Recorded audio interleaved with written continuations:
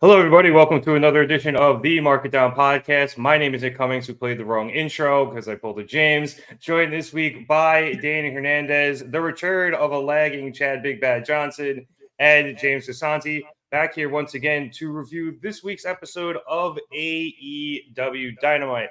Let us hop into the comments early and give a shout out to Kevin with the "Your." What's going on, Dev? We see you in there as well.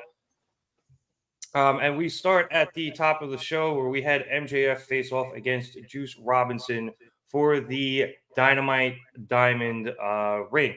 Yeah, that thing. We will skip towards the end where Juice Robinson was able to hit the left hand of God on MJF and then a power bomb, but MJF was able to kick out.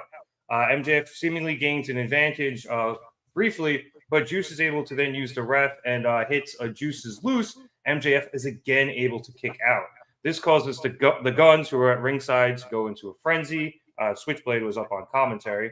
And they jump onto the apron in an attempt to slide the fake ring to Juice.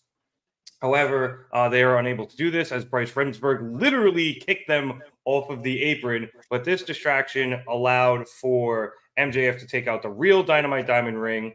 He then punched Juice in the face with it, hitting a right hand, the way he said he would last week. He then hit a heat seeker and was able to retain his Dynamite Diamond ring. After the match, MJF is immediately jumped by the Guns. All hell kind of broke loose here, so bear with me. He's joined in by Switchblade. Juice is still out cold. And this prompts Roderick Strong to be wheeled down by the Kingdom, and he sends the Kingdom in to attempt to save MJF in his effort to become friends with MJF in order to win back Adam Cole. However, the Kingdom are cleared out by the Guns, and when it looks like the Bullet Club Gold has the advantage, and Switchblade is going to hit Max with a shot with the title, the Acclaimed come down, and they end up clearing the ring. The Bullet Club Gold goes back up the ramp, and Switchblade grabs a mic and talks some shit about Max not getting MJF. Now I got to be specific with my Maxes, not getting the title back. And then the Guns take the mic to challenge MJF for the Ring of Honor Tag Team Championships at Full Gear. MJF was come to at this point. He also grabs the mics. He tells the Ass Boys to shut the hell up, and he accepts their challenge. MJF also takes Jay White up on his offer for an 8-man tag team match in order to get his title back, saying that he and his 3 partners will defeat Jay and the rest of Bullet Club Gold next week in the main event. Switchblade leaves. Roderick Strong then goes to MJF, you're clearly going to pick Russ, right? And MJF tells him to have the Kingdom jump on his lap and roll off a cliff. Max Caster then says that clearly means MJF is going to pick them, but MJF tells him that while they've known each other for a long time, he would never tag with Caster even if he was on fire, and it was the only way of putting it out. Caster goes with the Dumb and Dumber, so you're telling me there's a chance? To which Bowens freaks out again. But Caster attempts to get MJF to scissor him before he leaves. MJF refuses, and he heads up the ramp.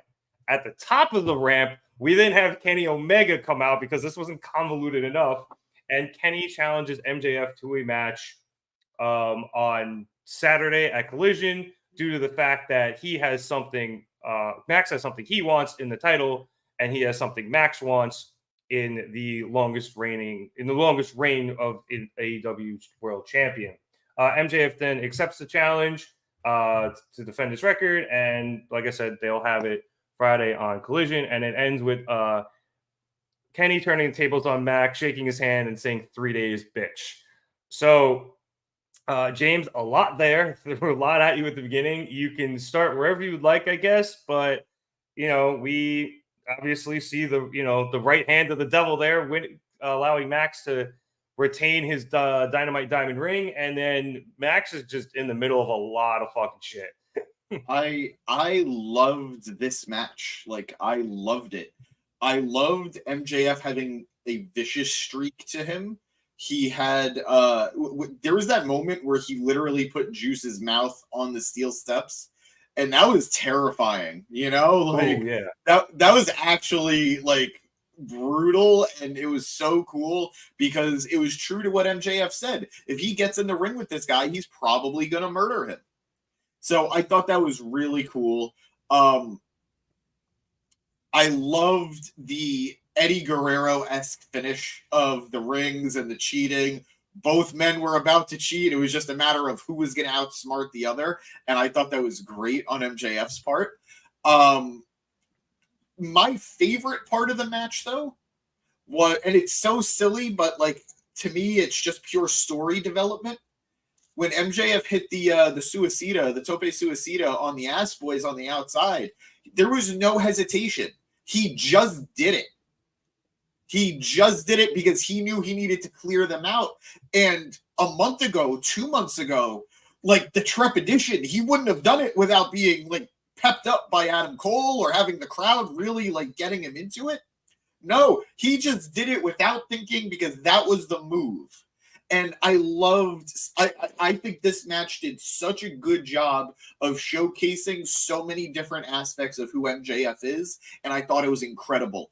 And as great as MJF was, he was obviously the,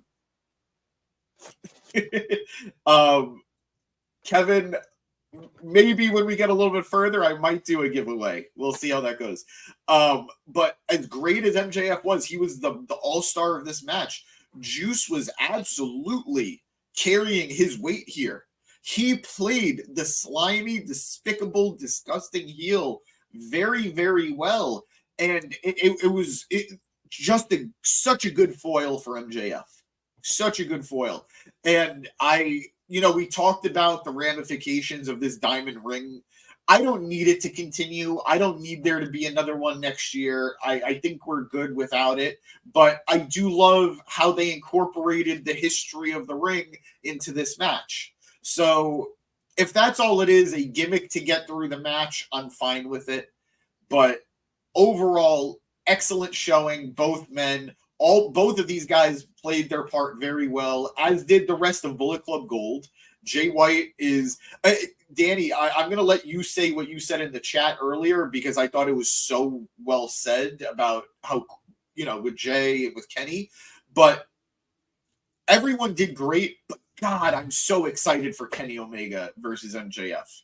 I know, like, I wasn't last week. I wasn't 2 weeks ago because it's like, I know Kenny's going to lose. But you know what? The match is going to be great. It's going to be cool to see main event Kenny again, even if he loses, especially because he's probably going to lose due to, like, interference from the Don Callis family. He's still going to be protected in some way. Wow. Just a war going on in our comments section. Yeah, I wow. But yeah, I got so derailed by that. I'm sorry. That's okay. Great stuff. I'm excited about Kenny. I'm excited about the Acclaimed. I do wish, like, that is sort of the one complaint I do have about this storyline, and it's so minor.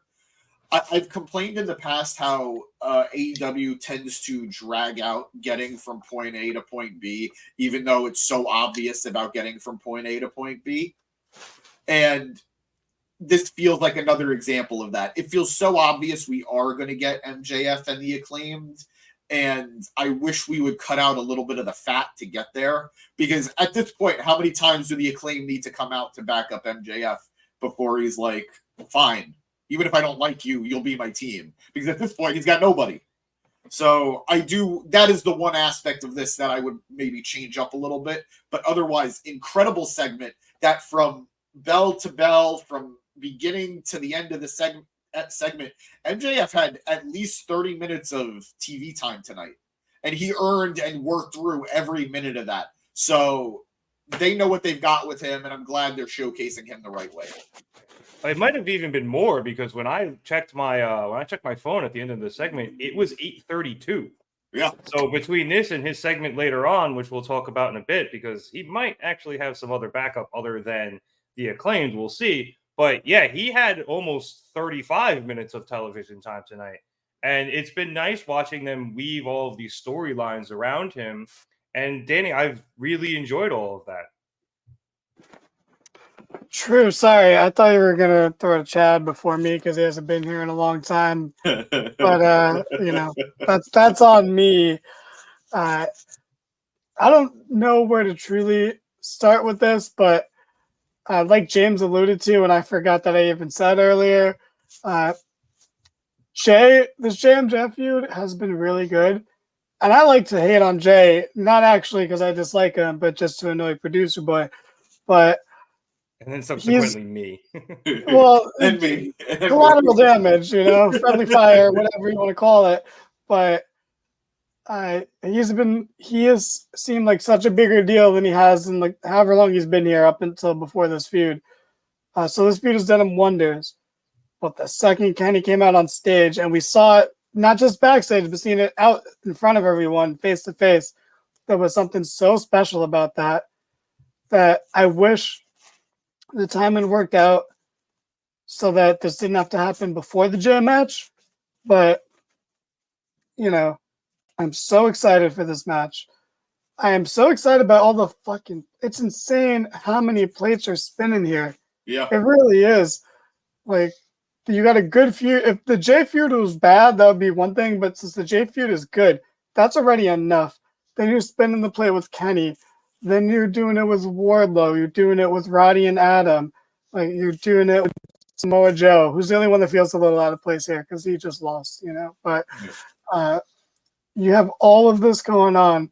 And the plate with the Acclaimed. Let's not forget. Yeah. I mean, that goes into all the. Yeah. And if I may, because we don't really know yet, technically the devil. Yeah. That's true. Who's obviously going to be Sheamus when he's a free agent. But not to say gingers don't have souls or anything, but it's obviously him.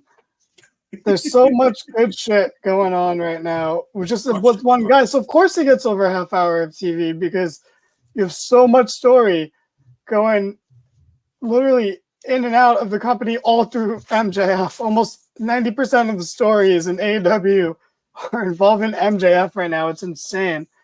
And Juice is amazing. I love Juice, and it's insane I've talked this long about something Juice was involved in and haven't talked about how great he is. But he is AEW's equivalent of what like Ludwig Kaiser is to Gunther in WWE. Like he is that second in command that actually has credibility, and but not so like he's fine with losing, but he has enough credibility that you can put him in a match like this. And I love Juice. I love Juice so much. Hold on, gotta read a comment real quick. Okay, so can confirm actually Ginger's going hell. So I couldn't say for sure, but now that at least someone who knows a little bit more has said something. First-hand experience here. First-hand recount. Kevin's nephew just taking a stray. that kid's a monster. I loved so much of this. I love the Acclaimed aspect of it. And to the point where, like, that's not all I'm talking. Again, there's, like, so many people I love are in this, and I've gone long without talking about them. I love that MJF is still wary of trusting the Acclaimed to the point where you don't really know for sure who he is going to have teaming up with him next week. Like, he might just, maybe Adam convinces him to let Roddy and the Kingdom be his partners. You know, you don't truly know. You want it to be the Acclaimed for the pop in the moment, and for him, you know, the inevitable scissoring, because that's, you know, it's almost like a reverse of MJF getting like body slam on Big Bill in that one match over, the kangaroo kick or the double clothesline. It's someone sucking him into doing the thing that he thinks is silly. So it's a nice little turn of the table there. Where does Wardlow fit in? He really doesn't, but he has so much correct motivation to be there. Absolutely. Like, I don't want to necessarily see him there, but I think you have to. You absolutely have to force Wardlow into the picture somehow because there's so much there. And it just makes sense. Wardlow's not anywhere. I was fine with Wardlow being gone. Did not miss him one bit. You're great. No offense, buddy. But I didn't miss you. You're great. I get it. I do get it. Like, it saddens me because I like Wardlow so much, but I get it. I wasn't really missing him either, unfortunately. Oh man, yeah. If they brought back AEW Dark, you know that's a good place where it fits in. It's called Rampage. It's called Rampage, but at this point, kind of. Rampage has its moments, I think. No, but so just quick little Wardlow is the leftover leg. Quick little tangent. Do you remember, Danny, how much we used to hate when we'd see stats padded because of Dark and like Dark Elevation? It's like so-and-so has won 15 of the last 17 matches. I felt that tonight in the tag match with the Dark Order where it showed how many matches the Dark Order have won. And I'm like, where? It has to be fucking Rampage. I've never seen them wrestle on TV. So yeah. And that's why I feel Rampage is the new Dark or Dark Elevation. They have some matches on Collision too, but you're right. They don't actually have a lot of matches on Dynamite itself. I think Wardlow fits in the near future. You know, he still has to build himself after up Jay. Just return. Yeah, so definitely after Jay. I don't know if we're going before or after Samoa Joe here, but keep him away from Samoa Joe in any capacity. I don't. Oh, I meant no. I know. But what I'm saying is, I would rather there be two storylines in between, just because I don't want there to be any interconnectivity between Samoa Joe and Wardlow at this point. Also, real quickly, I'd like to welcome in our Facebook audience. Sorry we got to you guys a little late. There's been some technical difficulties on Facebook side. It's not our fault, I swear. I don't know. I'll have a talk with producer boy after this. Maybe. No, it's actually Facebook's fault. Our host here said it was. But why isn't he talking to Zuckerberg directly? That's a good question. Yeah, why don't we have a line open with them right now? Why wasn't this resolved sooner? You know, there's a lot of pieces at work here. Just like the MJF story. When TBS does something wrong, AEW takes the blame. So when Zuckerberg and Facebook does something wrong, producer boy has to take the blame. Makes sense. Producer boy is the reason we just got on Facebook. Bitches. Wow. Yep. First of all, I'm going to tell you guys a quick story. Real quick, Danny. Sorry. Yeah, sure. By all means, not important, but yeah, sure. I was gonna say, Dev, we are on Facebook. The link is in the description. Continue with your story, Danny. That was important. It was. So I went to Six Flags with Producer Boy on Saturday, and my guy wanted to win a stuffed animal so badly. We're playing the game where you squirt the water gun through the hole, and whoever's thing fills up the fastest wins. Yeah, the balloon race or whatever. Yeah. And this dude did not win. We lost. I didn't win either, but we lost to a child, a little girl. And Producer Boy, I won't use his real name, was so upset. He was so upset. Immediately, he just was like, "You dumb whore," and then walked off. And he was proud of it. He was proud of it. He didn't see the winner, he says. Allegedly. Yeah, but then he went back and he took the stuffed animal. So, he knew who it was in the end. And no problem with it. Okay. But, yeah, that's just, I just need everyone to know that, Who would win in a fight? Who would win in a fight, the little girl or Producer Boy? Producer Boy, because he's gone to the gym this year, and the little girl was that small that, it wouldn't have even been funny to watch, which is upsetting. It's not like Kenny Omega facing that little girl. No, it's more of a mismatch. All right, just to bring things back around here to Wardlow and everything going on with him and MJF and everything. Wardlow did actually have a video package following this where he stated the motivations that Danny was talking about earlier, saying that he's had to sit by and watch as he's, seeing the man who disparaged him, the fans, and the company as a whole become a beloved world champion who main evented the biggest show in the history of wrestling. And this has sent him into, a place of, darkness and hatred because he beat MJF. And we haven't even gotten to all the stuff that led to him beating MJF. So I think, we kind of talked about this last week. There's a lot here that they can build on with Wardlow, both inside the ring and, even outside of kayfabe to an extent. So I am excited to see what they do with him. I don't know how long they're going to wait to pull the trigger on it. I think we said last week somewhere in December would probably be a good time. But I look forward to seeing what happens with all of that. Can I just say it would be really funny if after all the stuff with MJF, he re-signed like 4 months ago and Wardlow just leaves next year instead. Right. And say, all right, go ahead, go be a fucking jabroni like Brian Pillman Jr. over here. I will say, as much as I wouldn't want Wardlow to go, he definitely feels like a guy who would benefit from going over to the other side. I mean, I feel like he has more of a chance in AEW actually, but I think he's inevitably going to go test the waters, and that's fine. Did Wardlow come from the Nightmare Factory? I have no idea. What is that? It's where Cody and he knows. Marshall. He knows. He knows. All right, I'm not sure because I feel like he's a Cody guy. Yeah, I don't know if he went directly through there, but I wouldn't be surprised if he did some training there after he signed with AEW. So, somebody, Jamie, look that up. One last thing on Wardlow. I actually really agree with almost everything Danny said about this. I actually just kind of regret that this story is being wrapped up in everything else because I feel like it's the only actual story of the bunch.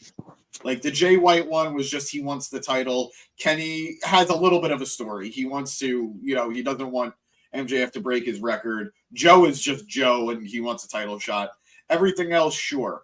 This one feels like it could have been a program for like a month or so on its own.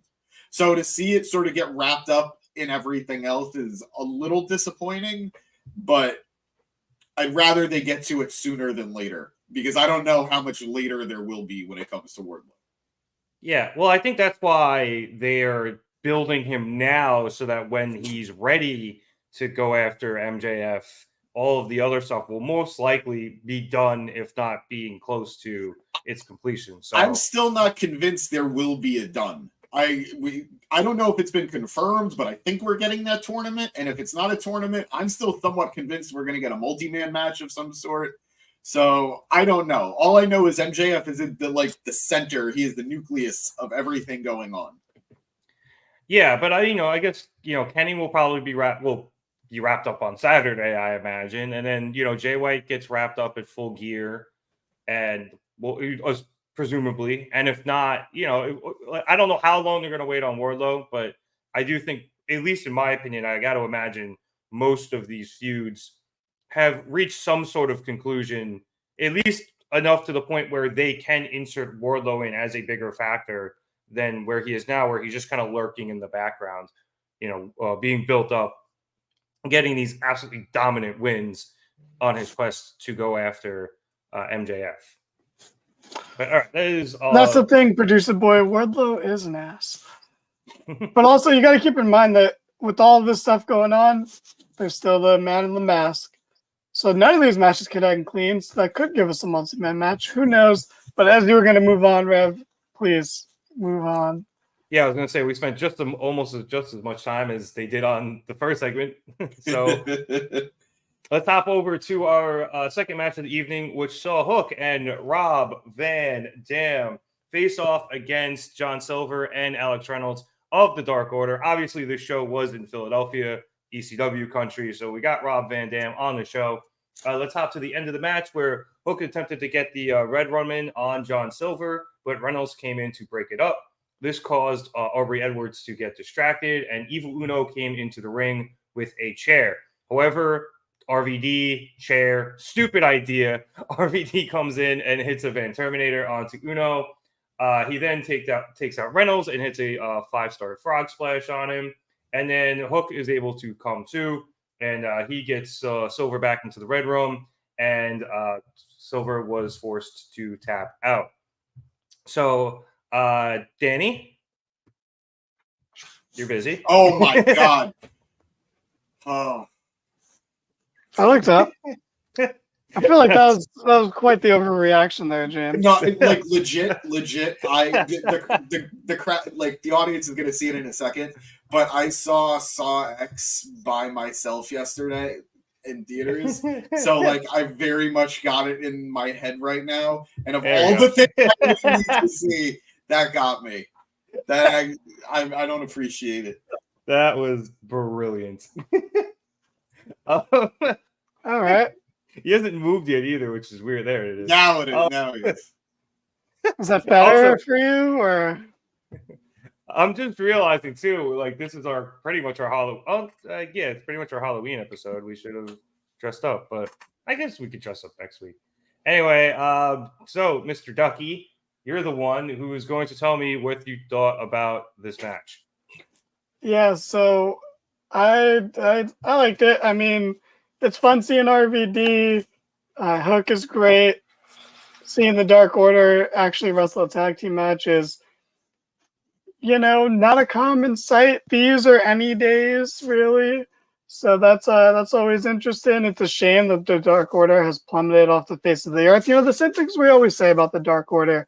But that's it. There's not much to it. This match is not a lot of substance. It's all about the presentation. And it was like, hey, Philly, sorry that we lost to the D-backs who are going to the World Series. Good for them. Here's RVD to make you feel better. Yeah, no. I think at this point for Philadelphians, it's Eagles and Sixers season. Can I throw to James on this one? Yeah, go ahead. James. Yes. Got any grapes? Not on me. Waddle. Waddle. That's an early internet cut. Is that duck or is that a different duck? It's a different duck. Well, I don't know. It's just a duck that Kevin won for me in a claw machine. Oh, nice. So you guys needed Kevin to win prizes at Six Flags. Producer boy couldn't beat us. Well, he wouldn't. Of course they did. A different claw machine, different place. But that's Kevin, they have a lot of claw machines at Six Flags. Just saying. I guess, Jim, do you have any opinions? There's nothing to say here, right? But on this match, well, I want to hear what Chad has to say. Chad, where were you 2 minutes ago, bro? We just had a fucking serial killer in the room with us. I'm sorry, my computer I'm having technical difficulties. Can you guys hear me? Okay. We can hear you. Yes. We can hear you. Yeah, you're visually lagging a little bit, but I'll take you any way I could get you. That is such a mean thing to say to someone, bro. Saying you were visually lagging a little bit. That's just fucking rude. Like he's just made his return, and you're like treating him like he's producer boy or something, man. Like, come on. I don't know how true that is, but I apologize, Big Bad Chad. He looks sad. He looks sad. Now he's sad. Did you see this match? What do you think of the Hook RVD versus the Dark Order match? All right, we'll throw that. We'll leave it open to interpretation. Chad, what did you think of the RVD and Hook tag team? James. Yay. All right, moving on. That's it. We're moving on to the next match. Oh, great. Now we've lost James too because he can't breathe. All right, yeah, we got to move on, Rev. This things are falling apart here. What happened next? We keep cooking the same thing. Danny, if you want to put that comment up, you can. What happened next is we went into commercial. We went into commercial with the debut of Timeless Tony Storm's new movie, Hold That Butler. It was good, as is all things Timeless Tony Storm, but more importantly, it was revealed that Luther is her butler. So Luther is back on television because is that what you qualify as more important than Tony Storm, Luther? No, I said you said more importantly. Oh, I guess. Well, I just meant in the context of the movie. But we learned something this week about what she's doing. The movie was great, as like I said, as is everything. It's just not as important as Luther. Yeah. Yeah. No. Yeah, that's what you're saying. We understand what you meant, buddy. Okay. We're on the same page here. This is not gotcha journalism. This is just journalism where you happen to have got, my friend. All right, James, if you want to give a little speech, or if you want just a round of applause for your Hey, that's not my bit. That's not my bit. I mean, also you're just blocking James's face with it. Ironically, it was me, so I guess that's fair. No, Tony is a gem. She continues to be the best part of the women's division right now, and that makes me sad because I love Statlander, but just incredible stuff. And I know I was just joking about about Luther, but I am intrigued to see what she does with him, because this is already such a giant departure from literally the only thing I know Luther from, which is like doing this. Yeah. So and beating people with Serpentico. Yeah.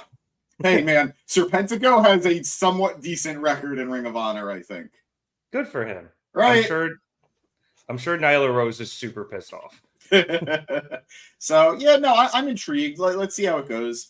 But I'm more like, if I want to talk more about Tony, but I want to talk about later with Tony. So not much else to say now. All right, cool. Chad, do we have you back yet? Are you here? Yeah, I can hear you guys. Can you hear me? Can you see me? Yes. All right, you're back. What have you thought, as we welcome you back, both onto this show and the show in general? What have you thought about Timeless Tony Storm as you've seen her the last few weeks? I absolutely love this character. I'm on the train with you guys. I love her. She's doing well. I think she's doing phenomenal. The character work is there. I love it. All right, one of you guys could take that off. Chad, I'm glad you're with us. This is some of the best character work I think we've seen in AEW. I know it's early, but I'm enjoying every fucking second of it. And we see this what Producer Boy just had up there, and we'll talk about that later, as James said. Let's move on now to the presentation of Tony Khan's gift to Sting. We had Sting and Darby Allin come out, and Sting started by thanking Philadelphia as a city in general, being a great wrestling city, who's always really liked him. Before thanking two people that he forgot to thank last week. Darby Allin, who he called the best tag team partner he ever had, which elicited some oohs from the crowd. That Sting was like, no, it's him. It's definitely him. Who else would it be? Fucking Ultimate Warrior? Who cares? Everybody else turned on him. Like, the only two that I could think of were Ultimate Warrior, which, again, who cares, and Lex Luger, which, for the Who story... turned on him? I mean, who didn't? Yeah, exactly. So that's what I'm saying. You're a little ahead of me there, producer boy. And the second person he thanked was Tony Khan for picking up the phone and calling him and getting him into AEW and helping him write the last chapter of his career the way he wanted it to. So Tony Schiavone, on behalf of Tony Khan, thanks Sting for everything he's done in AEW, and then presents Tony Khan's gift. And woo! Holy shit, it's Rick motherfucking Flair. And 3/4 of this podcast was very disappointed. Rick comes down to the ring, and him and Sting embrace, as does Rick and Tony Schiavone. And then Rick celebrates his history with Sting, calling him the nicest person he's ever met in the business. And I think he mentioned like being by ringside as he goes into his retirement. So I guess that might mean we'll be seeing a little more of the Nature Boy. And then Sting convinces Rick to chop him, which was just funny.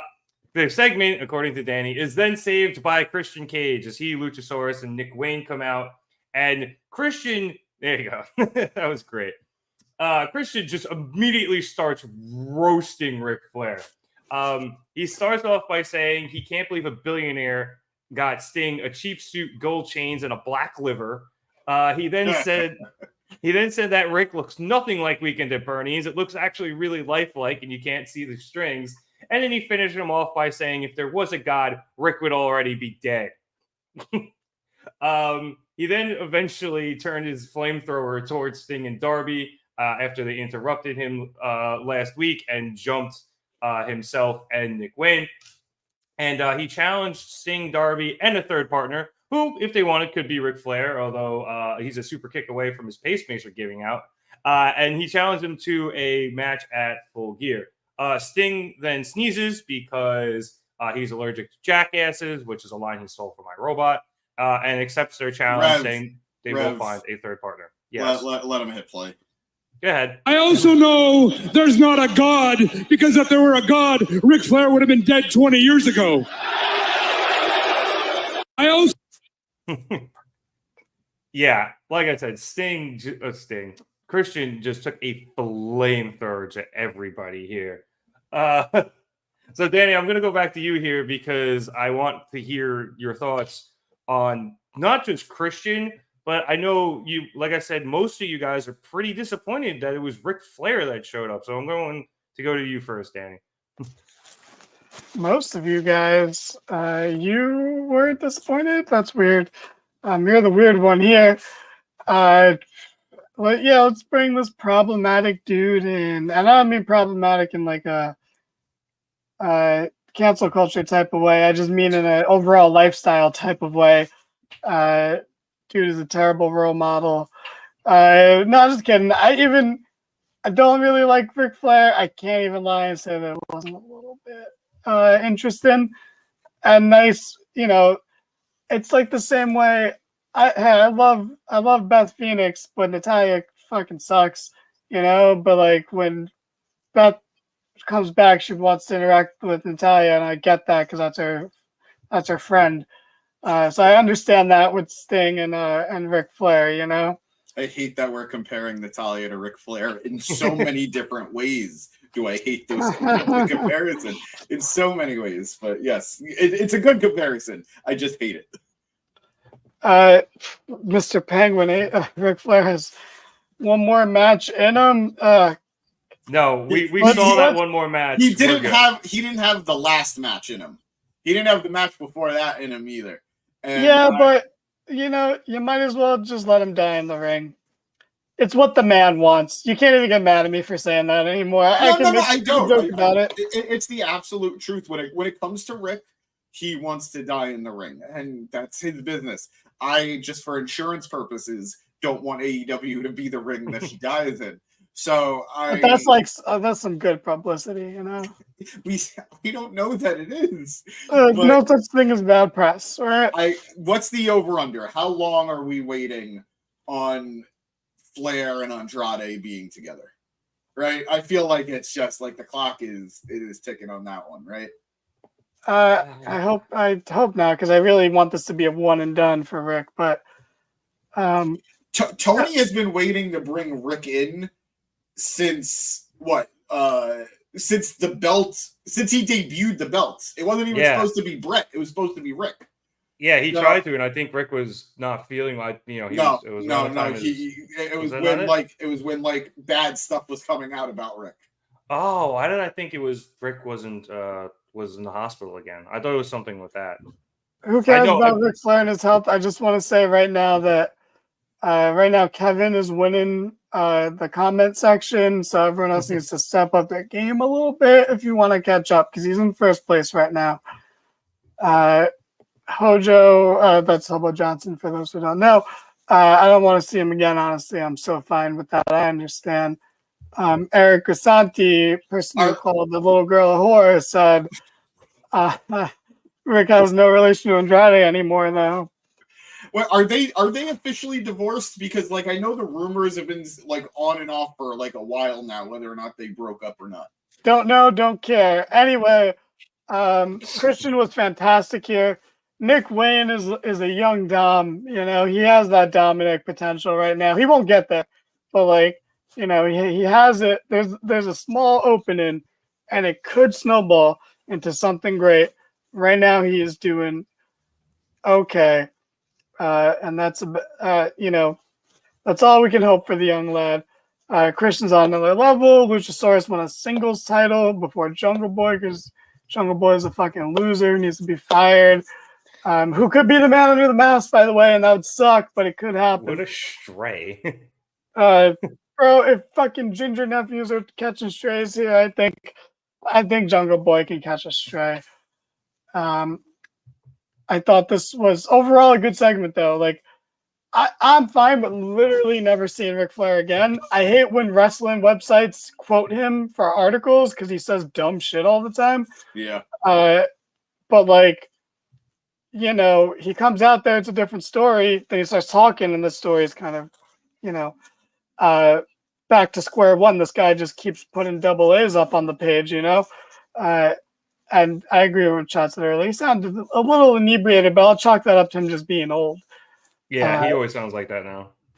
I think his standing alcohol content's like at 0.06, so like I don't think he can get any lower than that physically. But producer boy's tweet here, the one he put up, actually brings up a decent point, James. You know, it is a little hypocritical of Tony to make those comments about Vince and then bring in Rick. Oh no, absolutely. Look, I like Tony Khan better than most billionaires, but he's still a billionaire, and there's always going to be a little bit of a disconnect. I do not. First of all, that is a top tier comment, Hojo. Top tier. Totally agree. Second of all, there are going to be people that get passes. You know, they're just because that's what he wants. It's a business for him, and he's a fan. He is a mark like us. So if this is what he likes and this is what he wants, this is what he's going to get. So it's absolutely hypocritical. It's absolutely, you know, if you're going to stand by one thing, by that definition, this is wrong. So I'm not a big fan of this move. I'm happy for Sting. I'm happy Sting got to have this moment with somebody that was so influential to his career. I disagree. I think Schmidt is better than Nick. I'm with Kevin. I love Nick. It's neck and neck, though. It is neck and neck. I'll give you that. I think there are days that one is better than the other, and it could go either way. I just think as a whole, Nick is more of a main character. Schmidt could never be a main character. Absolutely. Schmidt is Barney Stinson. There's like a 2-season there's like a season and a half arc where he is the most important character of the show. Wow, like I just said, he's the Barney Stinson of the show. You just proved my point. And no, like I'd say the same for Nick. I think Nick has like a season and a half bit where he's the most important character. And the truth is, the worst part of the show is Zooey Deschanel. And I think we could all just agree Jess sucks. So I don't think Jess sucks. Least favorite character of the show. I can name Casey. I mean, yeah, no, I like. I don't dislike anyone in the show, but I'm just saying, like, it's CC like I put Coach wrong. as the least because he feels like a forced addition later on. I like what he brings. He feels one note. She's more important than Coach.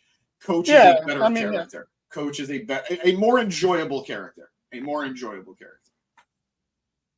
But anyway, I'm sorry. New Girl is just too important to ignore. Oh, Jesus Christ. I forgot about that. That's what turned him into the elite stooge that we know and love now. Yeah, that was bad. God, you guys completely threw me off here. I was going to comment on Rick. Okay, that's where I was going. Look, my thing with Ric Flair is, yes, there is all of the, outside of the ring stuff and all of the baggage that comes with Ric Flair. And yes, all of that stuff is upsetting. But the reason I liked it, and I mean this strictly just, as an in-the-ring thing, is because Rick had such an importance, not just to the person who's, that is Sting, but to the character that is Sting. And I feel like Sting going out without Ric Flair being involved in some way, shape, or form would just, I don't want to say ring hollow, but it wouldn't be as impactful as if Rick showed up. I think it's incredibly important that Rick is there, even if it's just this one time, whether or not that's because Tony gets a bunch of blowback or Rick just doesn't want to be there a lot. Either way, even if it's just a one time, the fact that Rick showed up, as Sting is announcing his retirement and heading that way is far too important to not happen. And I'm glad that it did, even no matter how it goes in the future. It will be an interesting factoid in 10 years when we try to do a trivia of who are stars that showed up in AEW that you wouldn't expect. Flair being on that list, fine. Other than that, do you want Flair there long-term, Rev? No, I think he should just be involved with Sting if he's there ringside at a couple of his matches, especially the last one, as like a special guest. I'm totally cool with that. I don't, honest to God, I don't even care if he doesn't even really speak again. But I will say this: there is a small part of me that wants one more Ric Flair heel turn on Sting. Just one more. Oh yeah, no, I think it's almost a certainty that he's going to help Christian and Wayne. Oh please, no more Flair. Just one and done. He's already overstayed his welcome. It does make Tony Khan look hypocritical after the things he said about Vince, and it's just, I don't know. Like I don't want to see him more. It's fine for the one and done. You do it for Sting, but read the room. Admittedly, if there was some way to recreate this, that could be fun. But even then, I'm almost afraid to, because of how good the original is, that this sequel probably won't live up to it. Yeah, it's one of those things where it's like, you might get it because of the fan service, but it's not nearly going to be as good. So you could leave it alone. It'd be funny. It'd be even funny if they just kind of walk past each other and had a quick stare down, and then just they kept it moving. But yeah, that's my thing with Flair. We'll see where it goes from there, but who knows? All right, after this, we went backstage for Renee Paquette's sit-down interview with Chris Jericho. Renee asked him for a medical update, and Jericho says he's pretty much fine, but he's still hurting after he took the worst beating of his career. And it's truly that his ego that's really, really hurt. Side note, Jericho here called the move that Powerhouse Hobbs was using the world's most dangerous slam into the world's strongest man, the world's dangerous, something like that. It was the world's strongest slam, but he gave it a different name. So I guess that's what we're going with for that. Anyway, Renee then asked Jericho if he's been doing some self-reflection at this point of his career. And Jericho says he's always reflecting and trying to see who he is. And he wonders if it's time to start thinking that he might not be able to go with people like Will Hobbs. But he's also thinking it might be time for revenge. And he has a lot of friends the way that Carney piece of shit Don Callis has members of his family. And he wonders if it's time to start making some calls to some of those friends, including ones that are bigger than Powerhouse Hobbs. Now, I don't know about you guys, this seemingly was a throwaway segment, but James, it almost kind of felt to me like a way that they could possibly introduce some of these WWE people who have been recently released. I just thought it was going to be Big Show. I did too. I thought it was a Jericho reference. Yeah. Oh, that works as well. All right, never mind. Let's move on. No. I mean, No, like theoretically, if we went with your possibility, which is fun to speculate on, who would is physically bigger than Powerhouse that got released? Anybody? The only person I couldn't think of anybody physically bigger, but the only person I can think of him bringing in that could maybe match him in power would be Sheamus. But it's possible, but I don't even know that Sheamus is gone from the company yet. Is that official? No. Oh, I don't think he's going anywhere. He's a coward. Yeah. He's not going anywhere. Why did I think he got released? They're going to keep dangling that Intercontinental title in front of him until he resigns. Yeah, no, I thought it was a Jericho reference, and Probably, you're right. And if it is, bold move, Cotton, bold move. Let's see how it plays out for you. I don't know.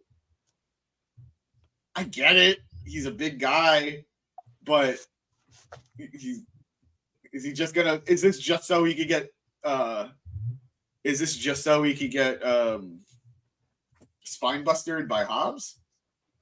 I mean, fuck it. Let him do it. Why you sit down on the Big Show, man? Why are you bullying him, man? No, I'm just worried about him. I'm genuinely more worried about him because the last He's time in the best shape of his life. he just had hip surgery.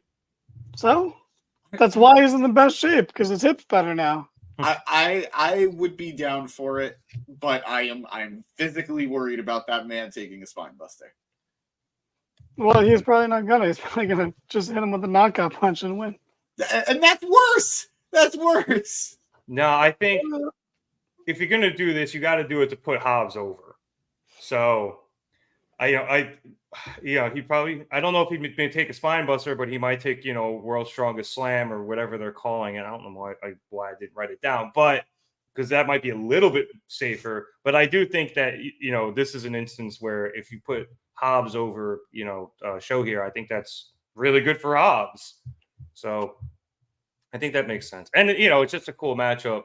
Yeah, even if Jericho brings in more people, not just Big Show, I guess we should be calling him Paul White, but not just Big Show, but other friends, whether it is people who are released by WWE or people already in the company, in order to match up with the rest of, the Callis family, it could prove to be interesting, and we might see some fun dynamics with that. So, I'm interested to see where it goes.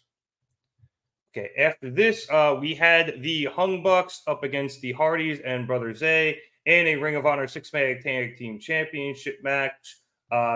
Strong do-rag game from Brother Zay. Shout out to Excalibur. Also, it was kind of cool watching, the Hardys, at least in the beginning of this match, they were kind of fighting heel, so that was fun.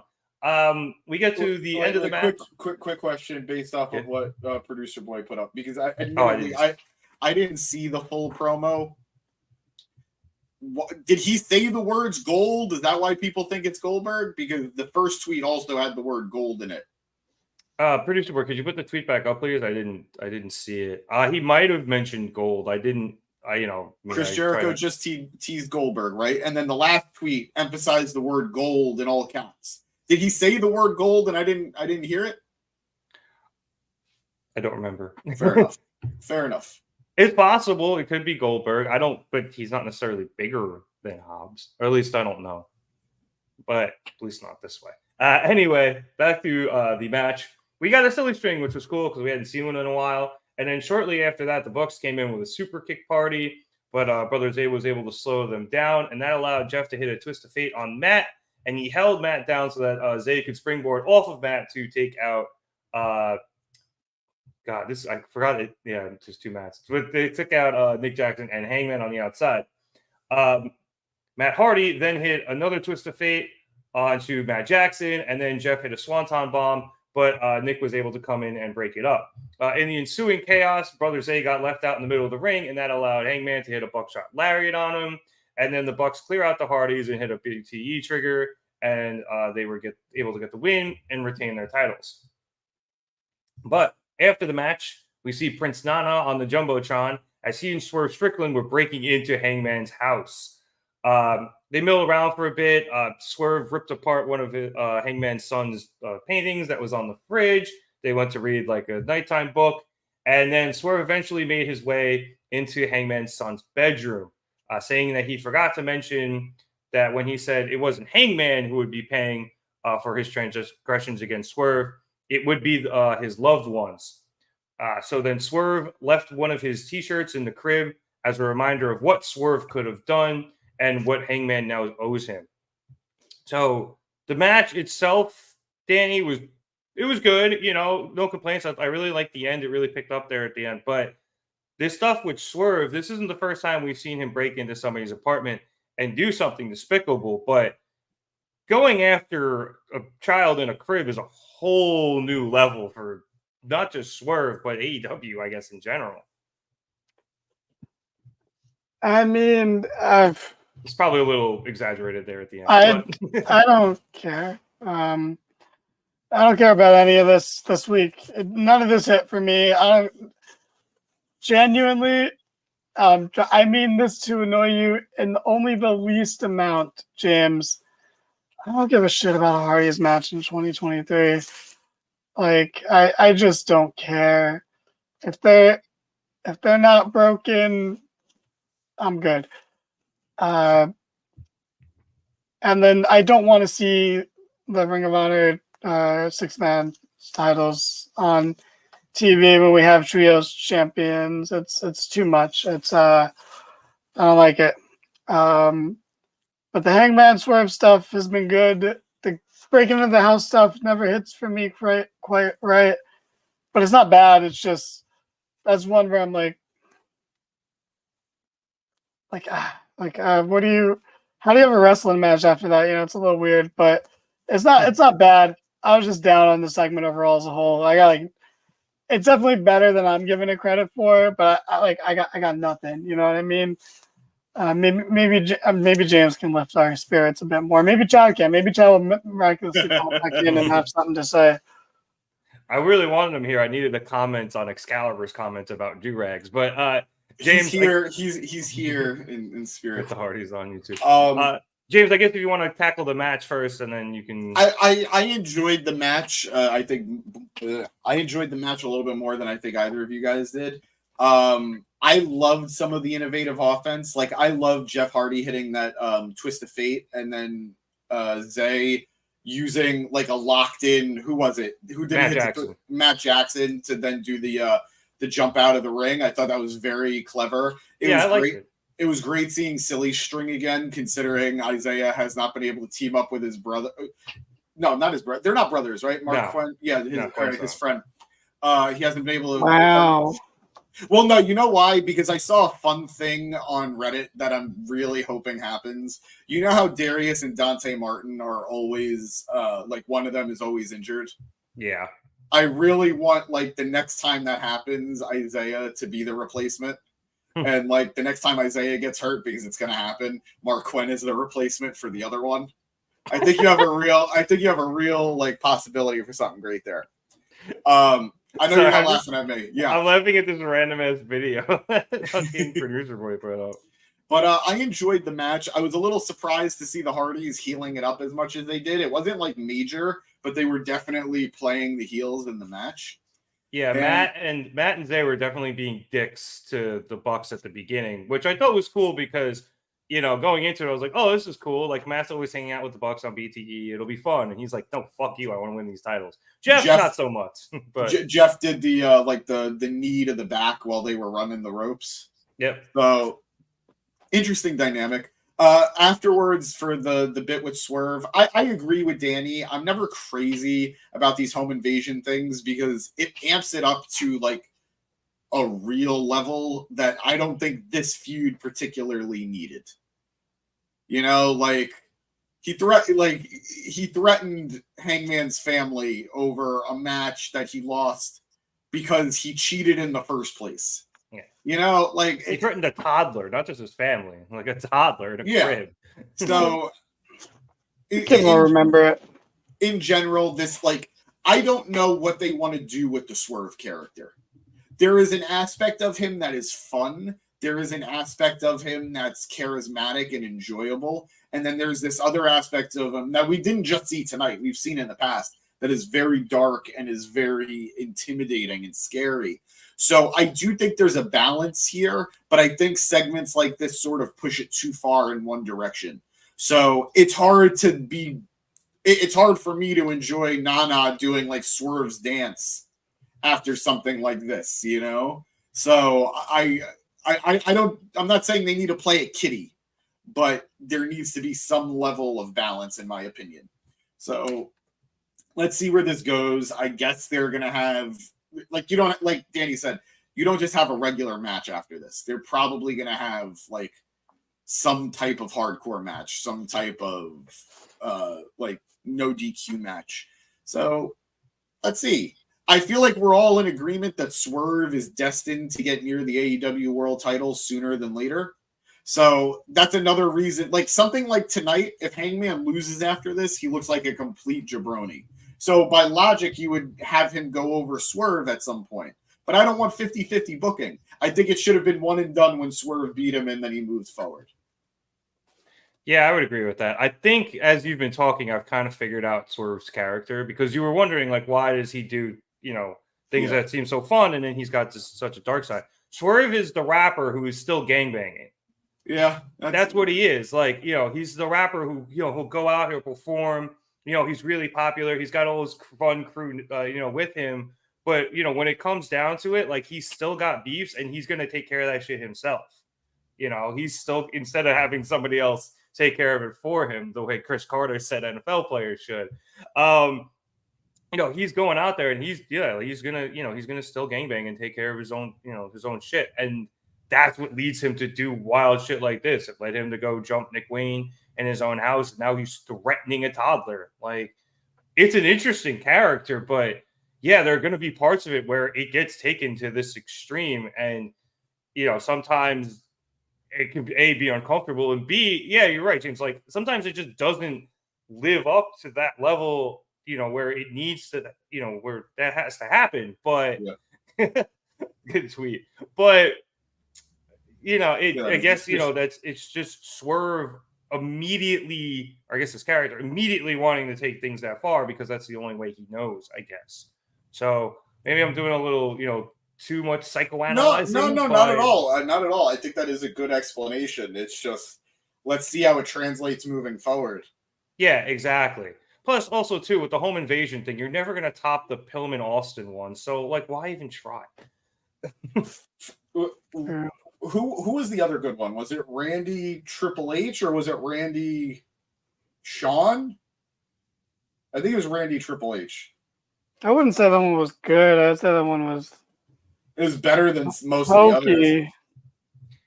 No, I think maybe Randy Bray Wyatt was hokey. Maybe like Edge Cena's dad, That was a good one. That was a good one. Or whichever one where his dad got slapped and just did terrible acting and fell over. Yo, that is so real.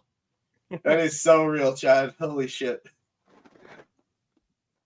I was trying to think. I was just saying the last one I remember that wasn't AEW was didn't Seth break into Edge's house? And Edge called FTR. Edge called FTR. Waiting on that FTR Adam Copeland reunion. No, it's coming. Just give it time. Hey, speaking of Adam Copeland, he had a backstage interview after we came back from commercial with Renee Paquette.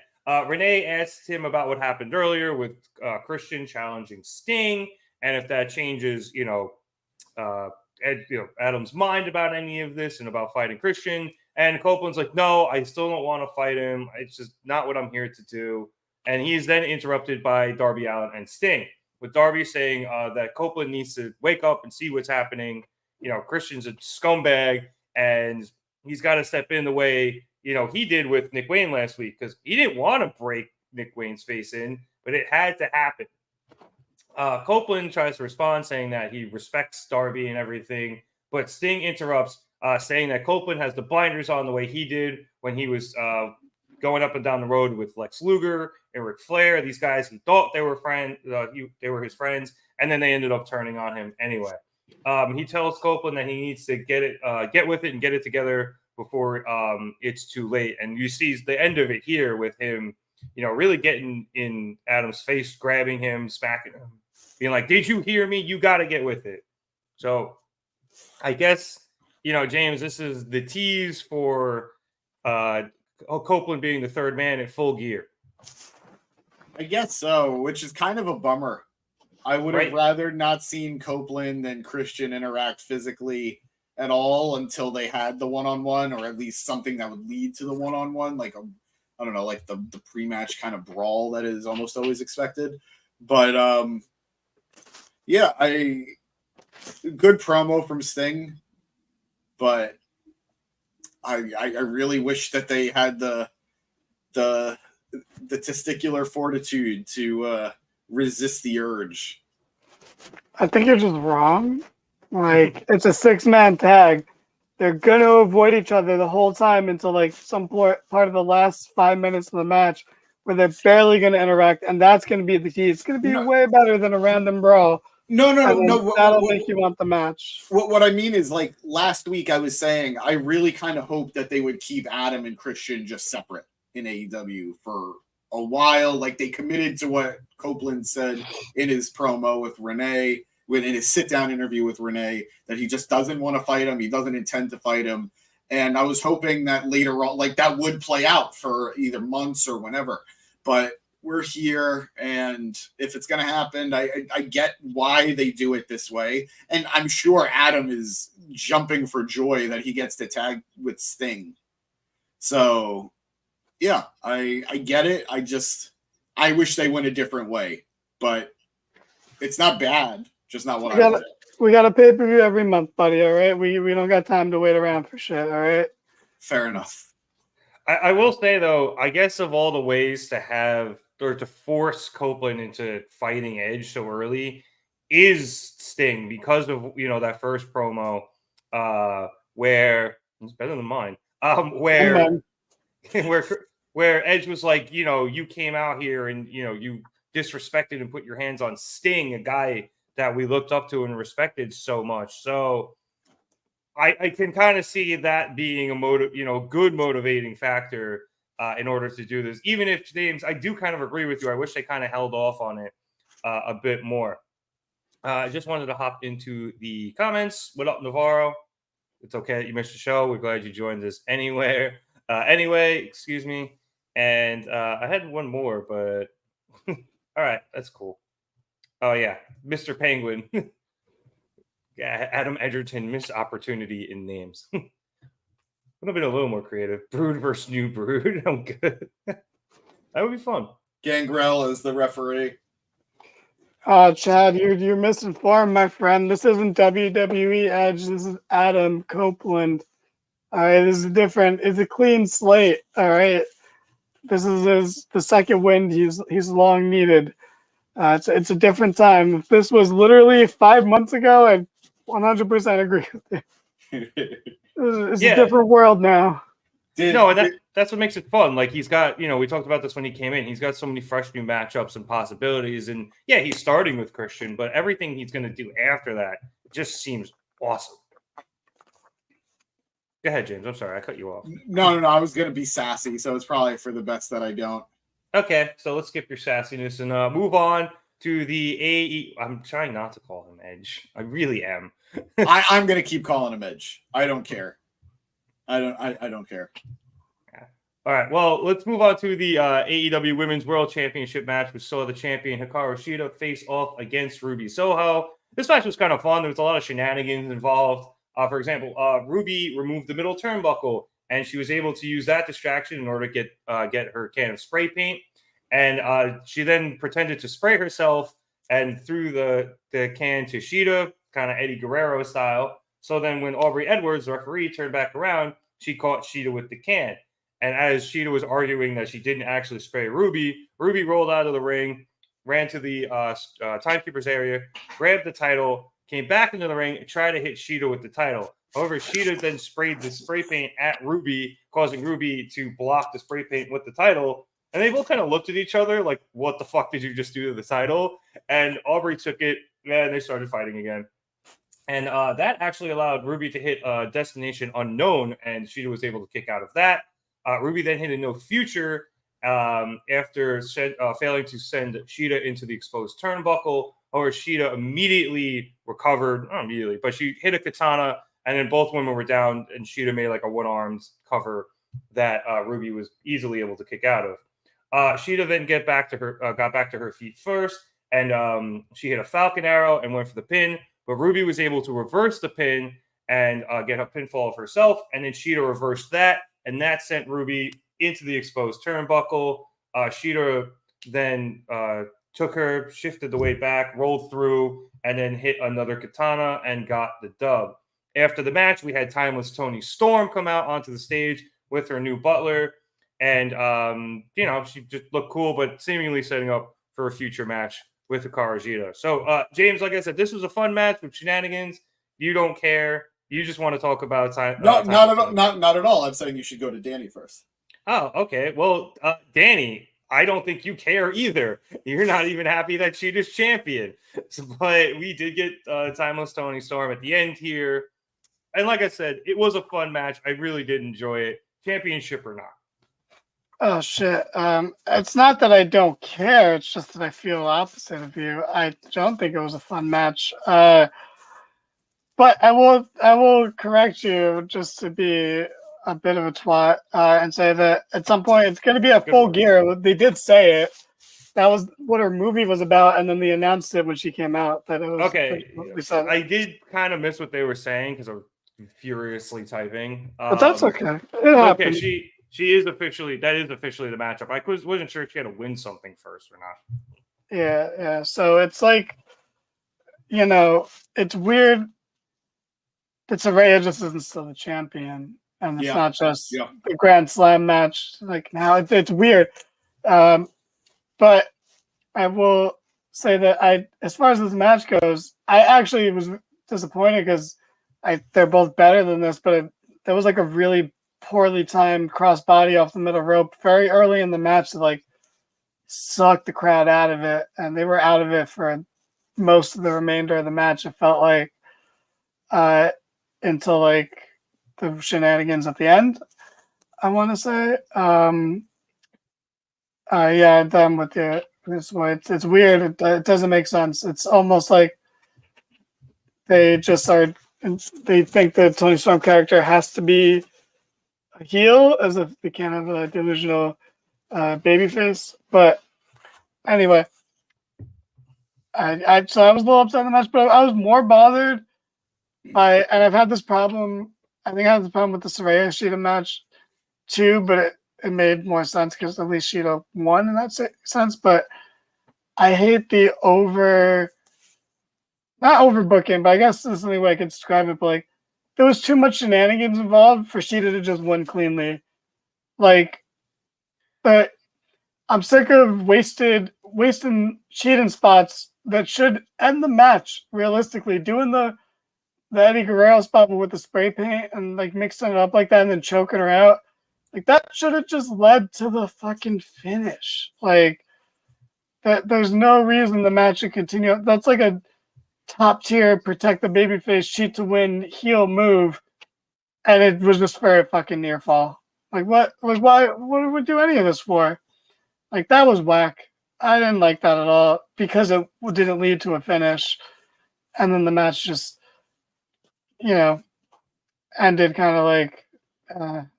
I wasn't a fan of this, and both these women have had way better matches. I thought this was going to be a little better than it was, but what are we doing? I just put the title back on Toni, which is crazy that a year ago at Full Gear she was the champion and the crowd was rooting against her, and this year they're going to be rooting for her.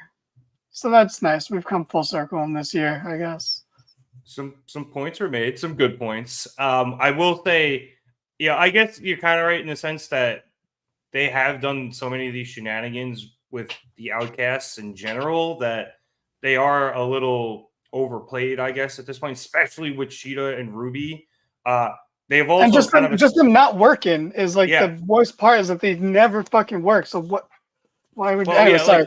like it's like no, but because of that, they've almost kind of established that either Sheeta is going to be able to counter it because she knows it's coming, or B, kick out of it because she's kicked out of a bunch of them at this point. That's how she pretty much beat Saraya. I mean, she was blinded by the spray paint and she kicked out of that, and then Saraya's finisher and beat her blind. So it's almost like, okay, you can't do it. I'm not disagreeing with you. They can put on a better match. I had a bit of fun with it. That, it wasn't a 5-star classic. Not to quote Big E, but I enjoyed it a bit, and it technically wasn't super clean because Ruby did hit the turnbuckle, but I see what you're saying. But I guess my bigger takeaway from this now, just generally, James, is we had been discussing, the idea of Tony not going for a title right away, and within a month of this new character, or I guess give or take, we're getting a title match here, and I not that I don't want Tony to have a title, but like it just doesn't seem like the time nor the place nor the title for that matter. I'm so sorry to interrupt, James. I genuinely am this time, but it's just because of what Rev said. He hasn't done it yet today. So. A month in, do you think they're about the Fiend? They're gonna the Fiends Tony Storm right now? Like literally, it's like the same parallels. They rushed the Fiend into a title picture like a month after his first feud, and then they're like, "Oh, but we don't want to put the title on you," and that ruined Seth Rollins. They could Seth Rollins your girl Sheeta right now. Yeah, no, I agree. Like, I don't think Tony Storm should be anywhere near the title right now. I think we were all hoping that this would allow the women's division to have a non-title feud for once, at least a big one. And again, we're a month and a half off of, I guess, by November, it'll be almost 2 months, off of this new character, and she's going for the title already. It's a very weird position to be in because I appreciate the fact that AEW recognizes something really got over and they want to capitalize on it. But I agree, and that's in a vacuum. In a vacuum, this hot act should be a part of the big storyline in the division. In a vacuum, that makes total sense. In the grand scheme of it all, in the context of everything, it's weird considering where Tony was just a couple months ago. She's the person who lost the title. She lost it to Sheeta. Who lost it to Saraya, pinning Tony. Like, she doesn't feel like she should be involved in the title at this point. But it's hard to ignore how over she is. And if this was the men's division, I think you could get away with it. If this was the men's division, you don't need her to be a part of the title picture. But because this is AEW, and AEW doesn't book women in things outside of the title picture, I'd rather this than not have her on TV. If this means she needs to win the title so she could be on TV, so be it. Am I happy that Sheeta is going to have another transitional reign? No. I think that's bullshit. I don't care if she defends the belt every week until Full Gear. It's still it sucks for her. It sucks for her. That said, Tony Storm will be a better champion for the company right now because of how over she is, how talented she is, and what she's doing with this character. I am fascinated to see what she will do with the title belt in her movies. Like, it's too appealing to ignore. It just sucks that means Sheeta has to get the hook again. Well, she shouldn't have got the title in the first place. So I agree. And if she did, like we talked about last week, it shouldn't have gone down the way it did, going from Tony to Sheeta to Saraya back to Tony, all in the span of 3 months or whatever it was. He's broken. Broken. No, I completely agree. What happened to you right there? No, I don't know. James.exe has failed. Yeah, that was weird. You were ramping up to something, and you just No, I'm sorry. Completely shut down. Yeah, You no, just got a devastating text message. I'm so sorry. I did get a text message. I will say, James, while you regather yourself, see, my big thing is like, I just want to say, wait, hold on. It's so annoying that Tony's going to get this title so quickly, at least for me, just because, you know, like you said, you can't have a feud unless it's a title feud in the women's division.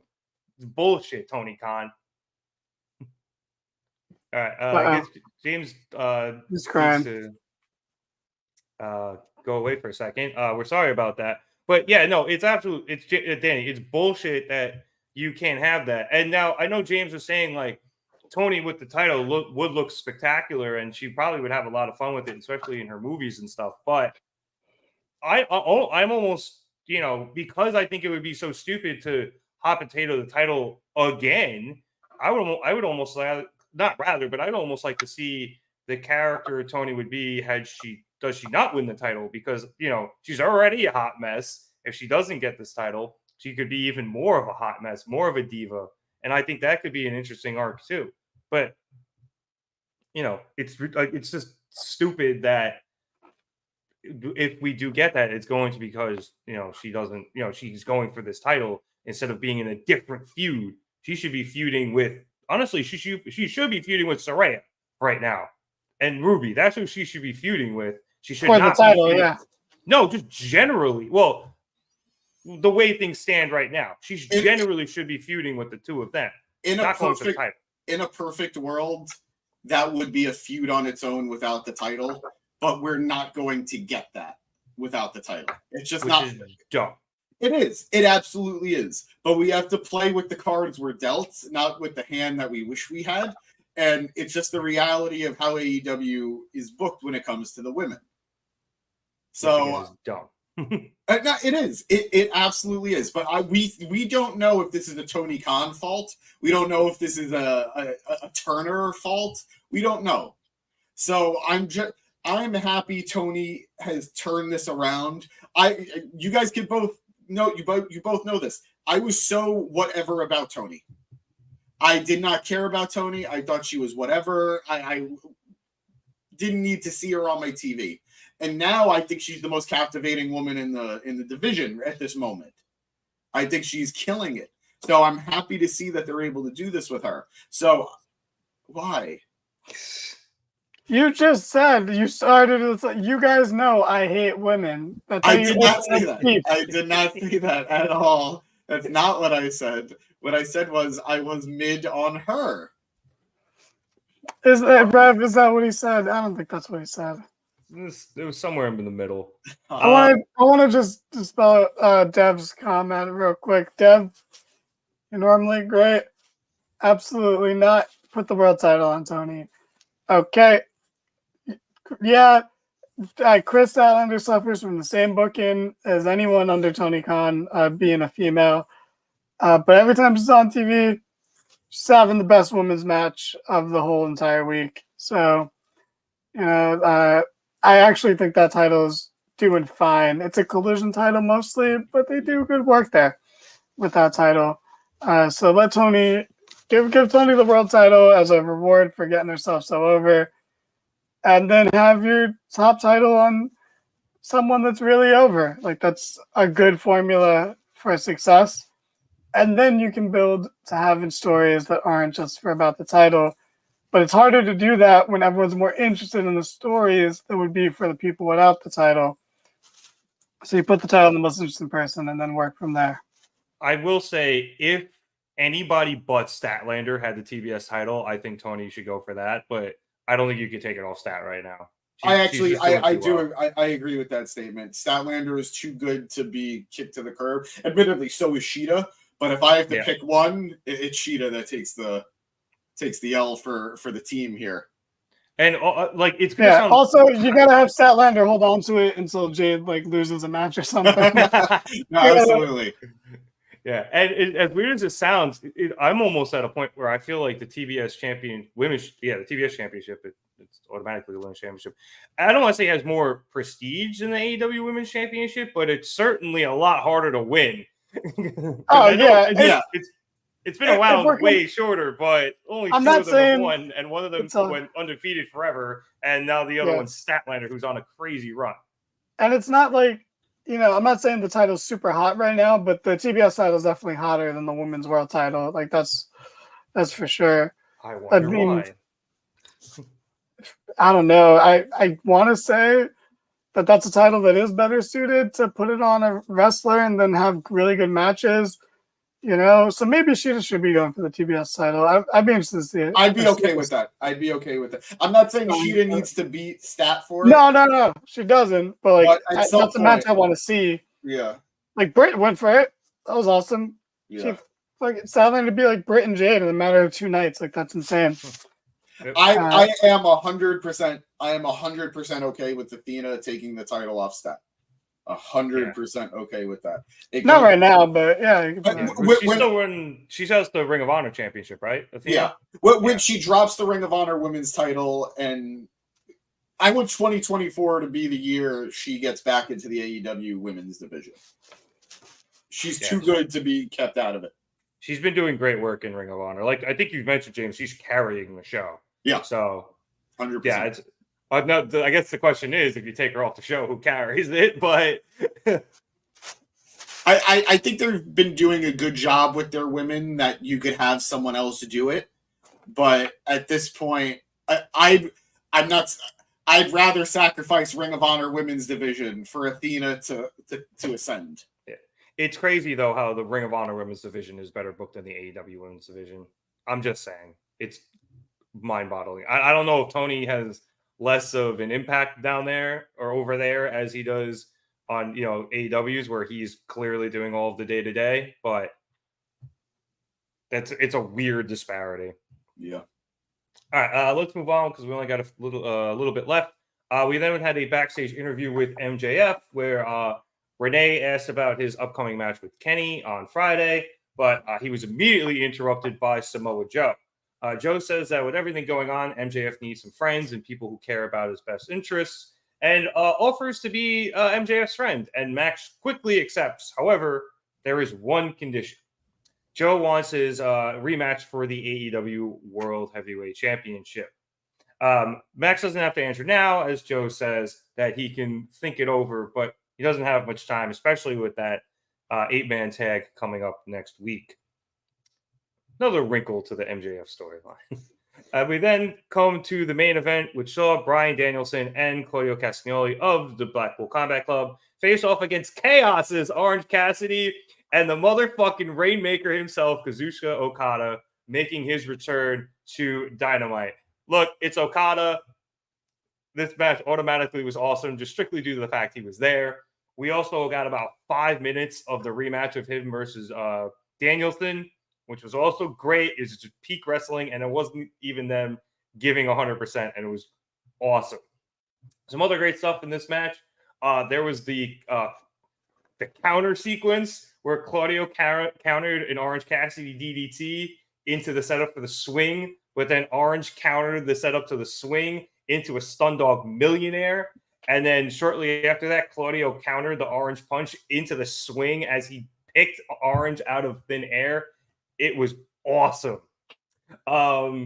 Shortly after that, Okada, I think he broke up the sharpshooter Claudio had Orange in, and then he hit the Rainmaker pose, and then Orange came up to him and gave him the best friend hug. So we got doubles camera zoom. Best spot of the entire goddamn night. It was part of the night. By far. However, that got ruined by Bryan Danielson, who hit a double drop kick onto both of them and broke up the fun.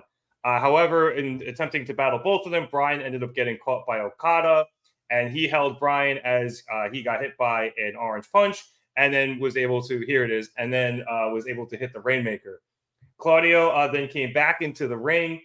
He hit Okada with an uppercut after he removed his elbow pad. And then he hit Orange Cassidy with the pop-up uppercut, and he ended up picking up the win. So Claudio Castagnoli and Bryan Danielson defeating Okada and Cassidy in a hard-fought match. After the match, a couple of things happened. We had Bryan getting checked on by Doc Samson as he just got absolutely rocked by both Orange and Okada. And as that was happening, Claudio came over to check on him, and then the rest of the BCC came down in Wheeler Yuta and John Moxley. As they came down, we then had some other members of Chaos, the best friends, Rocky Romero, Chris Statlander, and they were joined by Hook, and they all came down into the ring to check on everybody. Okada was just taunting Brian the entire time, pointing at his arm and his face, saying that he fucked both of those things up for Brian. We had Hook and Wheeler Yuta getting a stare down, possibly teasing a match between them for the FTW Championship. And Chris Statlander helped Orange Cassidy out of the ring.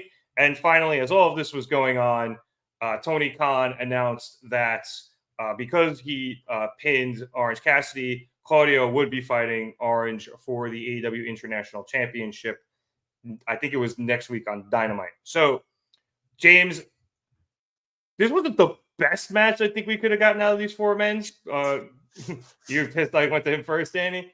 Yeah, I asked nicely in the chat. Oh, I didn't see it. All right, I'm sorry. I was reading everything and I didn't see it in the chat. So I'm sorry, James. We're going to go to Danny first. Yeah, Absolutely. Okay, so Danny, this wasn't the best match I think we could have seen out of these four men, but it was still very good. I think we accomplished a lot with the match itself and everything that happened afterwards. And I think for me, this was one of the top two matches of the night, just strictly because I didn't think everything else was that great. This was the best match of the night by far. Not to interrupt, Danny. But I do. That's fine. I don't deserve it, but it's fine. Go ahead. No, I'm kidding. Go ahead. I thought you did have something like immediate to say, so I wasn't going to let you say it. Otherwise, what you did was just pretty mean and uncalled for, I would say. But this was this obviously was the best match of the night. And what more? The first one was really good, but what more could they have done? Like in this particular case, more would have been less. Because if they did more, this match wouldn't have been as good. Because this match is multiple matches you want to see in the future, even though you've seen one already. Like in one match, this was perfect. I was like, what the fuck are they doing when they announced this? And they were doing everything right, is what they were doing. You have one, we finally got just a tease of what a Bryan Danielson Orange Cassidy match could be, and I want it so bad. Immediate leg kick to start the match. It was great. And then after, when Cassidy gets back up, he's like, "Oh, okay." Brian puts out a handshake, and Cassidy's like, "Oh yeah, of course." And then Brian's like, "Nope," kick to the leg again. It was fantastic. Loved it. So great. I want that match so badly. And then he just gave us a little tease. Then you got fucking Claudio and Okada. Like, come on, talk about a pairing you don't think about, but you see, and you're like, yeah, that's the good stuff right there. That's Claudio wants to give this guy a fucking insane uppercut. Like, you see that, and you're like, this is something I want. This is absolutely right here. This is amazing. Then you get the Brian Okada stuff. Like, yes, more of this fucking insane main event, this dream match, and you're going to tease more of it? Oh my God, amazing. And then it was really what it was all about, which was setting up a contender for the International Championship. Because Claudio pinned Cassidy. And they balanced this match so perfectly, with the champ getting pinned in a random tag match, which is like a 15-year-old trope that needed to die back then and has gone away a lot for the most part, fit in very well here. I didn't mind this.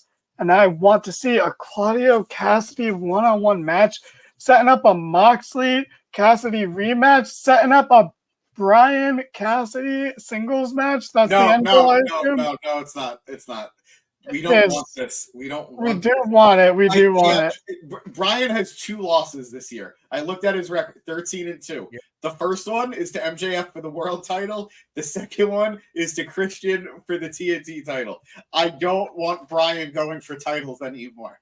It's the only time he loses, and I don't want him to lose. I'm tired of it. That's the only time he lost this year, because he was gone for most of it, or a good amount of it, in parts. But otherwise, he was losing to fucking nobodies like Daniel Garcia and stuff. But no, I still want to see it. Because he could beat Cassidy, and that's okay. And then he can have a title to defend every week as he, fades off into the sunset.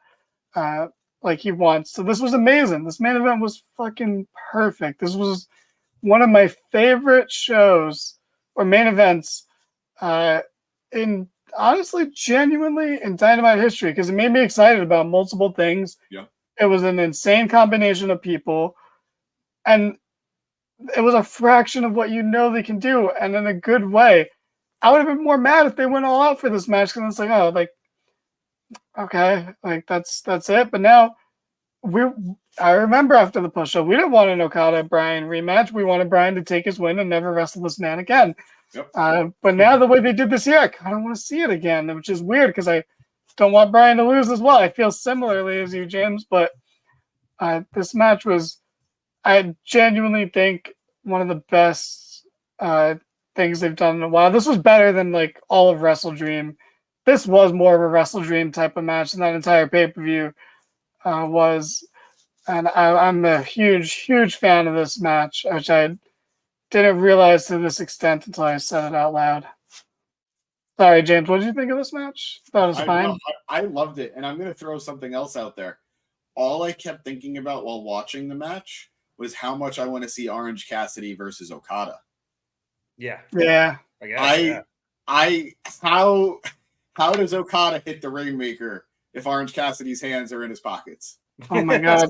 Explain it to me. Or Orange Cassidy just falls because he's too lazy to actually duck it. And I don't think it's going to happen. I don't think it's in the realm of possibility. But the reality is a lot of people have been saying how much we would like to see the international title actually feel like an international title, that international superstars hold the belt. Maybe like when the belt was first conceived, when the belt was first pitched. Only Moxley is the only Cassidy's Canadian. No, but when I say international, I don't mean like just foreign people. I mean people who aren't part of the company. Like defending it on different companies. Like when Pac was doing it in the beginning, he defended it like Rev Pro and stuff. It being a floating title would be cool. And when we were thinking about people that could have conceivably beat Orange Cassidy, that it would have been satisfying, we talked about Bryan, we talked about Moxley, we talked about those people. I'm saying the opposite. I would have loved Okada. Okada would have been a guy who could conceivably beat Orange Cassidy that wouldn't feel cheap, and he'd elevate the belt even further from Orange. And if they're going to turn Orange heel the way we think he's going to be heel, maybe that would be a great thing to do. Maybe. But in the realm of possibility that feels real right now, this match was great. I agree with everything Danny said. I'm excited for everything that this sets up moving forward. The rematch between Bryan and Okada. Realistically, I think we're actually building to Moxley versus Okada because that match has never happened in a one-on-one scenario as far as I know. I think they've met in a six-man tag before, and I think that's it. So I know that's a match that New Japan has been wanting for a long time, and the camera did sort of focus on Moxley staring at Okada a couple of times. So I do think that's in the cards. I don't think that's an AEW match, though. I was going to say where? Wrestle Kingdom? That's awesome, though. And that makes this match even better. It's setting up a Moxley Okada match, and it set up a Hook Wheeler Yuta match, which I know has producer boy fucking on the edge of his seat. But like this match accomplished so much. 3 matches. Literally, part of me was like, "Are they going to announce War Games? Like, is that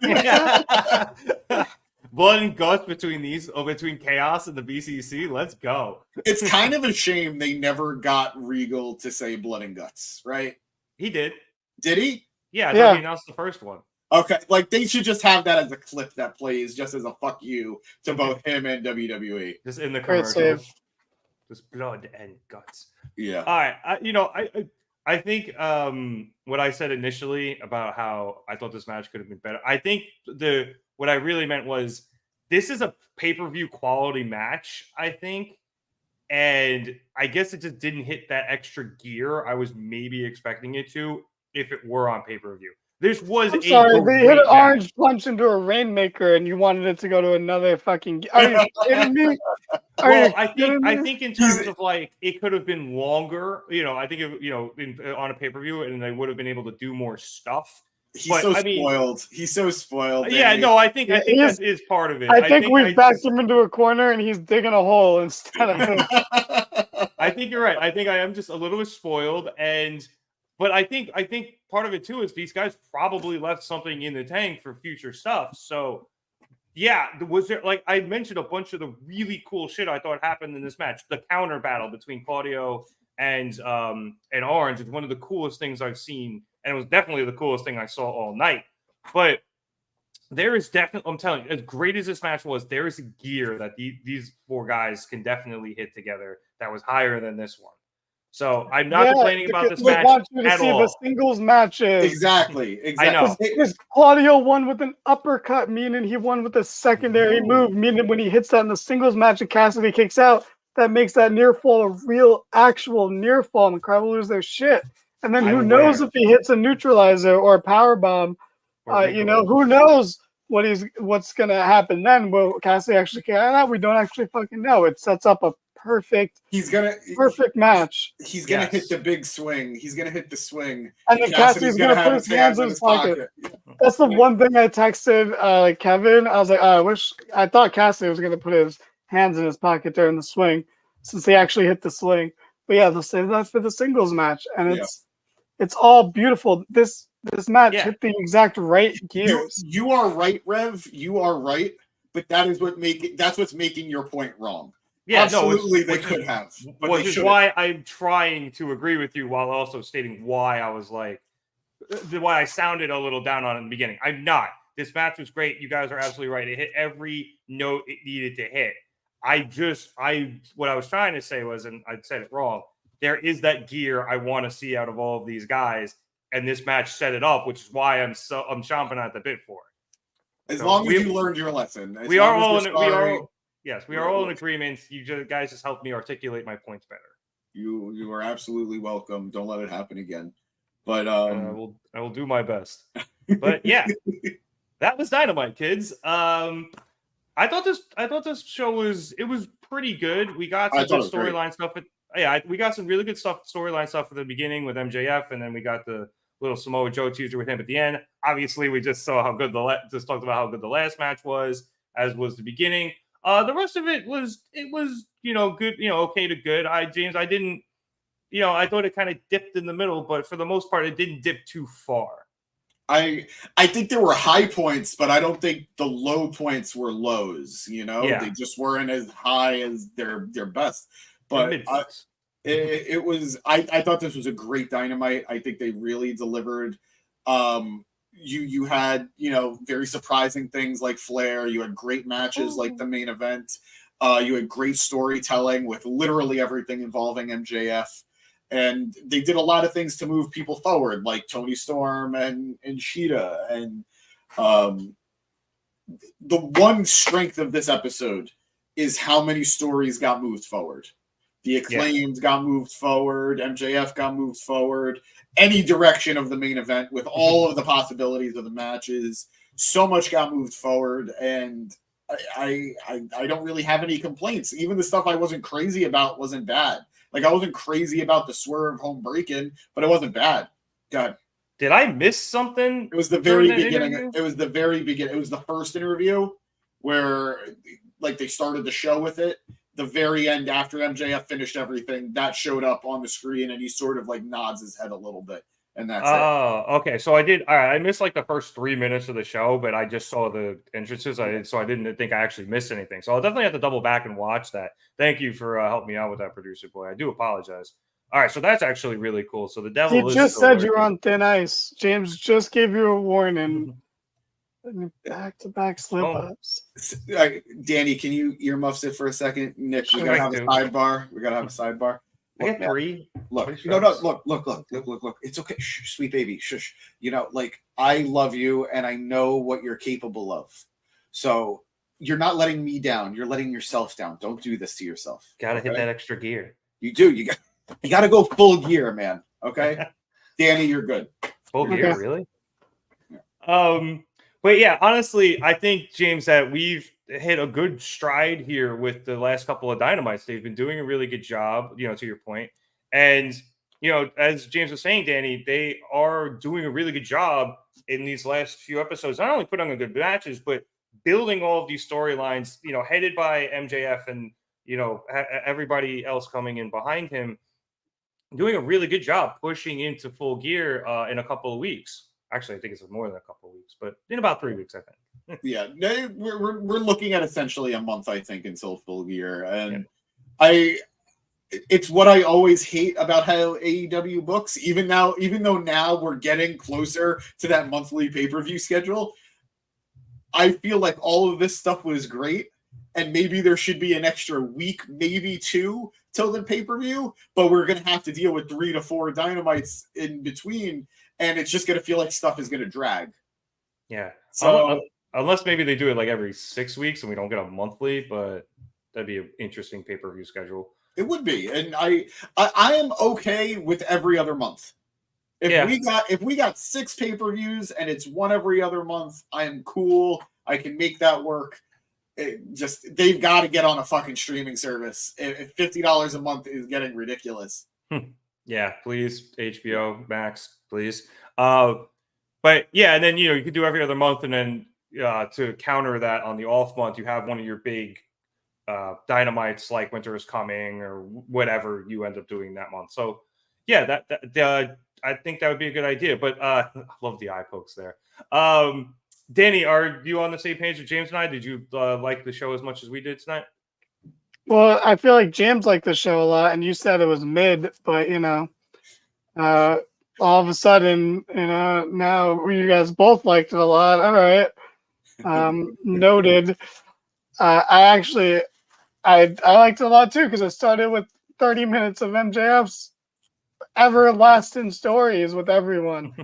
And then it ended with the greatest TV match of all time, possibly. It's the never-ending story. And I think a perfect format to Dynamite would be 20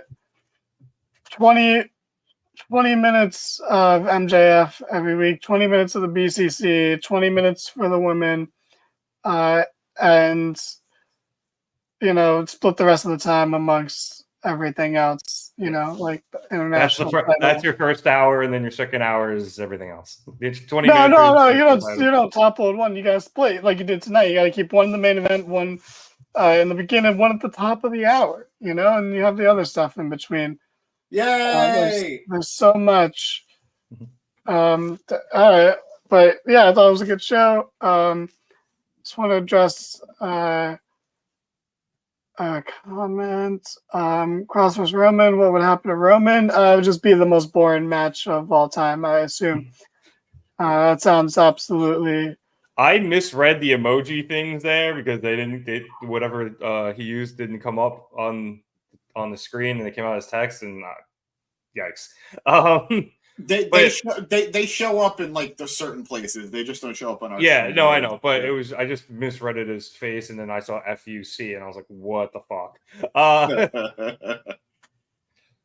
Yeah, actually, and I've liked the last few weeks. I think we've had MJF at the start of the show, and it's allowed all of these stories to flow and be a thread throughout the rest of the episode. So I've been enjoying them starting the show with MJF because of that, and it allows not just the rest of the show to breathe, but it allows all of the storylines he's involved in to breathe, so that they're not all jam packed into one segment. I know we had a bunch of the people who were involved in his storylines in the beginning segment, but it was also half an hour instead of a 15-20 minute segment. And then we had Wardlow get his own short segment. We had Samoa Joe later in the show. So I like when they do stuff like that. I always like when there's a through thread between any episode of wrestling. I know Triple H for a while, he was doing that. I don't know if he still is, but I enjoyed that. I enjoyed tonight, and I think we're doing a really good job building up to Full Gear. But on that note, I would like to thank everybody so much for watching us here at the Market Down Podcast. Be sure to like the video, and if you're new here, give us a subscription. We really appreciate it. We are back here every Wednesday to cover AEW Dynamite. We also have the Gym Pack Zone on Thursdays, where James will cover Impact with a new name. Oh, that's true. Or you could just do TNA Gym Pack Zone. Yeah. It's still TNA and the show is Impact, right? The actual TNA Wrestling, and I'm assuming it's going to be Impact on Thursday. Yeah, like the way it used to be. So Yeah. Impact name pending. Show with James on Thursdays. Sometimes Danny does Raw on Mondays. Good. And hopefully Chad can fix his internet and be back for NXT on Tuesdays. We also cover live after every pay-per-view. So when, Full Gear comes, we'll be on after that. If you want to check us out on any social media stuff, Twitter, Facebook, Instagram, and TikTok, all in the description below. As I say every week, check out our Instagram. Danny and James do great memes there. They already made some McFeller memes, I'm pretty sure, so you can go look at those. Also, check us out on Twitter. We love chopping up with you guys on there. And I tend to live tweet the pay-per-views as well. So unless you guys have anything else, James is gone. So for Danny Hernandez and the recently returned James Asante, as well as Chad Big Bad Johnson, who was here briefly, my name is Nick Cummings, and producer boy in the background. Don't want to forget him. Thank you so much for watching us here at the Market Down Podcast. Have a good night, everybody, and happy Halloween.